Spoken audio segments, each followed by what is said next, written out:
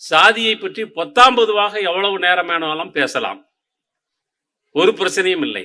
சாதியம் மோசமானது, அது மனிதர்களை பாகுபடுத்தக்கூடியது, இன்னொரு சாதியை சமமாக நினைக்காது, ஒதுங்குவதும் ஒதுக்குவதும் தான் சாதியின் புத்தி என்றெல்லாம் நீங்கள் பொத்தாம் பொதுவாக பேசிக் கொண்டிருப்பதில் பிரச்சனை இல்லை.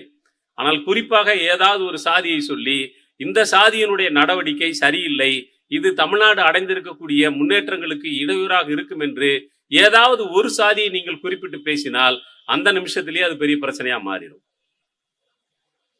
அப்போ சாதியத்தை பற்றி பேசுவது என்பது நாம் எல்லோரும் சேர்ந்து நம்மை பற்றி பேசுவது என்றுதான் நான் புரிந்து கொள்கின்றேன். இந்த சாதி ஏன் எல்லா அடிப்படை பாகுபாடுகளுக்கும் அடிப்படை என்று சொல்கிறேன் என்றால், சாதிதான் மனிதர்களை மட்டுமல்ல, இந்த நாட்டினுடைய இயற்கை வளங்களை, இந்த நாட்டின் பொது சொத்தை, இந்த நாட்டினுடைய அறிவு வளங்களை, பண்பாட்டு அதிகாரத்தை, அரசியல் அதிகாரத்தை எல்லாவற்றையுமே சாதியின் அடிப்படையில் பாகுபாடாக பிரித்து வைத்திருக்கிறது.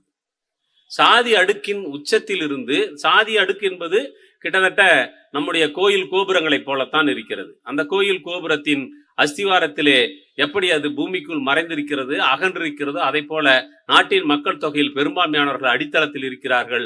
உச்சியிலே எண்ணிக்கையில் சிறுபான்மையாக இருக்கக்கூடியவர்கள் உச்சியிலே இருக்கிறார்கள். மேலிருந்து கீழாக இருக்கக்கூடிய இந்த சாதி அமைப்பில் ஒவ்வொரு கட்டத்திலும் ஒவ்வொரு அடுக்கிலும் ஒவ்வொரு சாதி அடுக்கப்பட்டிருக்கிறது.